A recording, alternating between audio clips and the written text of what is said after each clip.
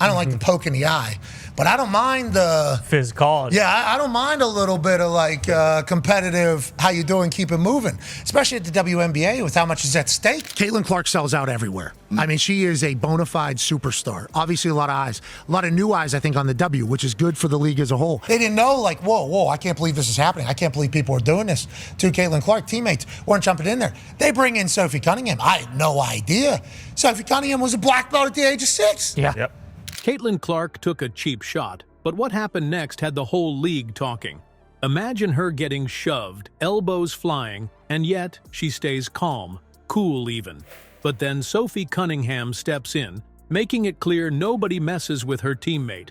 Is this the birth of a new dynamic duo? You won't believe how Cunningham changed the game, and maybe Clark's future.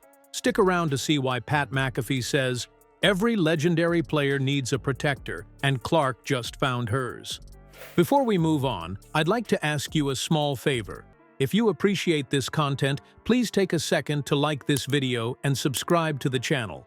Over 98% of you watch the videos without subscribing. It costs you nothing, but it makes a huge difference to us. So, did you click the subscribe button? Great. Thank you so much. Now back to the video. Imagine the face of the league, Caitlin Clark, driving to the basket, focused, unstoppable, and then it happens. There's Sophie Cunningham, the badass for the Indiana Fever, who is willing to fight.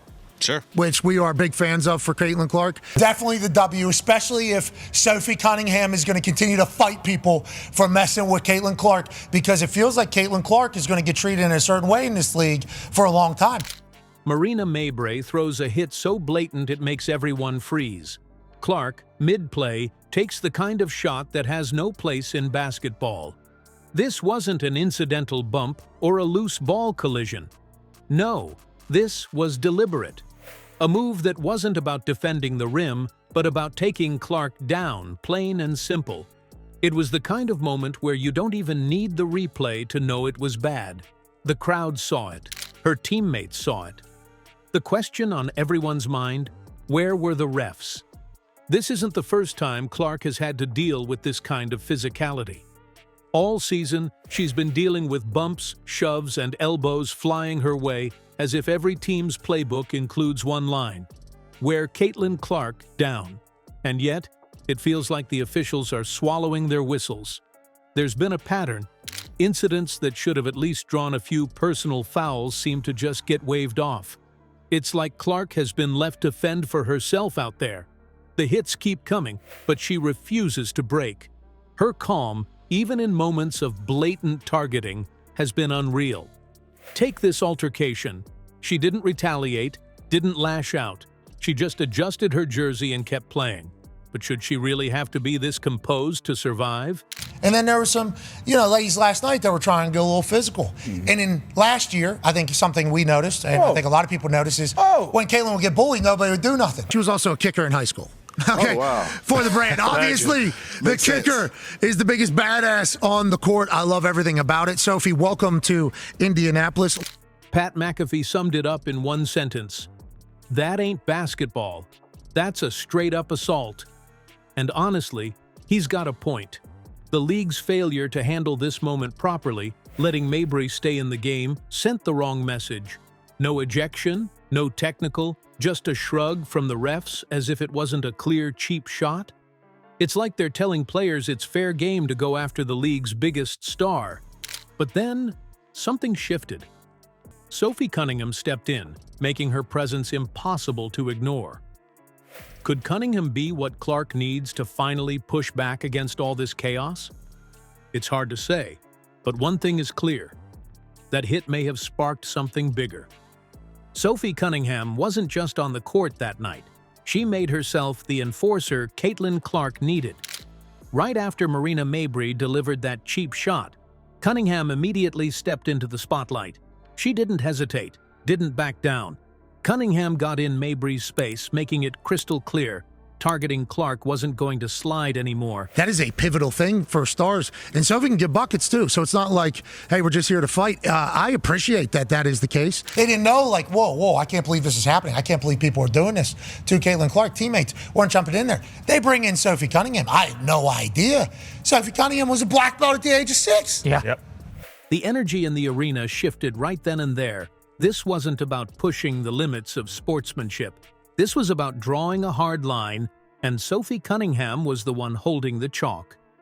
Pat McAfee didn't hold back in praising her either, calling her the protector every legendary player needs. He pointed to examples from other sports, like James Johnson stepping up for Tyrese Halliburton, and said Cunningham wasn't just reacting to the moment, she was making a statement.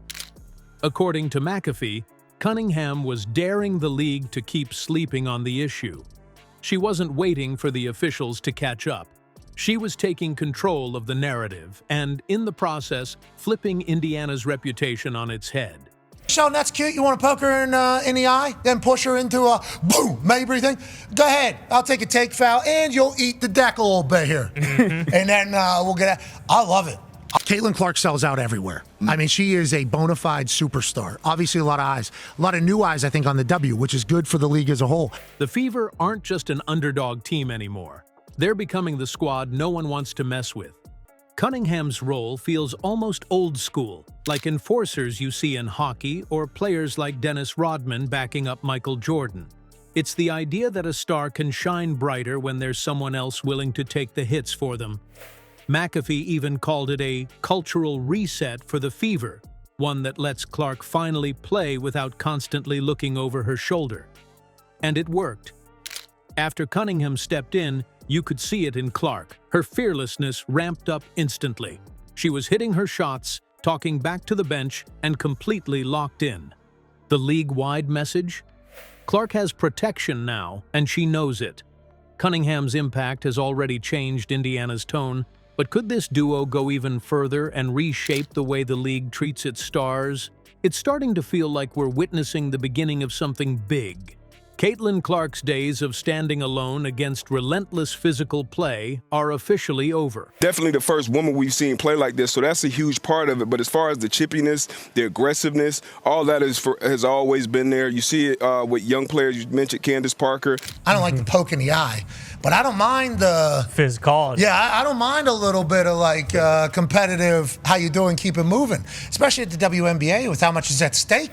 With Sophie Cunningham stepping up, the message to the league is clear. Clark won't be an easy target anymore.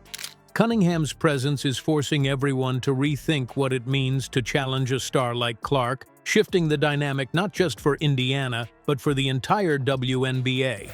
This duo is reshaping the game and the culture around it, one play at a time. So what does this mean for the future? Will other stars get the protection they deserve?